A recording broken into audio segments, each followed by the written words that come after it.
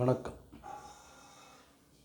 2026 புது வருடம் ஒரு ராசிக்கும் எப்படி இருக்கும் என்பதை பார்க்கும்போது 12 ராசிகளுக்கும் 12 விதமாகத்தான் இருக்கும். 2026 என்பது 2 2 4 4 6 10 என்ற கணக்கில் சூரியனுடைய நம்பராக வருகிறது. அது இருக்கட்டும். மற்றபடி குருவினுடைய பொசிஷன் இந்த சனி இருக்கும் மீனராசியும், ராகு கேதுக்கள் இருக்கக்கூடிய கும்பம் சிம்மம் இந்த ராசிகள் இவையெல்லாம் சேர்ந்து இந்த மேஷ ராசிக்கு என்ன செய்யும், 2026 எப்படி இருக்கும் என்பதை பார்ப்போம். இதில் மேஷராசியானது ராசி கட்டத்தின் முதல் ராசி. இது அஸ்வினி 1 2 3 4 பாதங்களும், பரணியில் 1 2 3 4 என்ற 4 பாதங்களும், கார்த்திகையில் ஒரு பாதம் மட்டும் வருகிறது. இவை சேர்ந்து 9 பாதமும் இந்த மேஷராசியில் வருகிறது. இந்த மேஷராசியானது செவ்வாயினுடைய ராசி என்ற காரணத்தால் சூரியனுடைய நம்பராக வரும் இந்த நியூமராலஜிக்கு இது ஒத்துப்போகுமா என்றால் ஒத்துப்போகும். இது தவிர 3ஆம் இடத்திலேயே குரு இருப்பதாக மார்ச் ஏப்ரல் வரை சொல்லுவது, சனி மீனராசியில் இருப்பதும் இவர்களுக்கு என்ன செய்யும் என்றால், 3இல் இருக்கும் குரு நன்மையை தராது. 9ஆம் இடத்தை பார்க்கிறது. குரு பாக்கியஸ்தானத்தையே பார்க்கிறார் என்கின்ற கணக்கெல்லாம் இருந்தாலும் கூட முழு சுபரான குரு 3இல் இருப்பது நல்லதல்ல. சனி 11இல் இருப்பது மட்டும் நன்றதா? சரிப்பா 12இல் இருப்பது மட்டும் நல்லதா என்றால் அதுவும் இல்லை. ஏழச்சனியின் பாதிப்பு இருக்கும். ராகு கேதுக்கள் பரவாயில்லாமல் இருக்கிறார்கள். 11இல் இருக்கும் ராகு நிச்சயமாக நன்மையை செய்வார். 5இல் இருக்கும் கேதுவால் நன்மை இல்லை. சரி, மொத்தம் வருடம் எப்படி இருக்கும் என்பதை பார்க்கலாம்.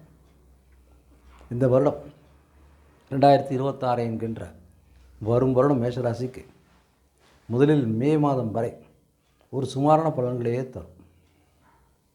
அவற்றில் உதவி சகாயம் என்பது இருக்காது. ஏழத்தினுடைய பாதிப்பும் இருக்கும்.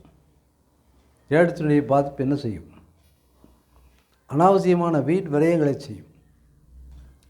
திருமணமாகாதவர்களுக்கு திருமணமாகும், வீடு கட்டுவது, வாசல் கட்டுவது, இதை போன்ற செலவுகள் இருக்கும். சுப செலவு என்று நாம் எடுத்துக்கொண்டாலும் அது வீடு கட்டுவது என்பது உடனே குடி போக முடியாது என்ப காரணத்தினால் அதை கட்டிக்கொண்டே இருக்கலாம், செலவாகிக்கொண்டே இருக்கும். இப்படி உபயோகமில்லாத செலவு என்று வைத்துக்கொள்ளலாம். வீடு கட்டி கிரகப்பிரவேசம் செய்து குடி போகும்போது தானே பலன், அதுவரை அதில் போடுகின்ற காசு செலவு தானே, அப்படி ஆகும். ஆனால் நல்லபடியாக இருக்கும். அது ஒரு சுப செலவு என்று கூட எடுத்துக்கொள்ளலாம். சில பிரயாணங்களும் அதனால் செலவும் இருக்கும். இந்த கேது 5ஆம் இடத்தில் இருப்பதால் குழந்தையினுடைய பதிப்பு, குழந்தையினுடைய நலம், உடல் நலம் இவற்றில் சிறு பாதிப்பு உண்டாகலாம். ஆனால் 11 இருக்கும் ராகு பணத்தை வாரி வாரி கொடுத்து இந்த பிரச்சனைகளெல்லாம் சரி செய்வார் என்பது உண்மை.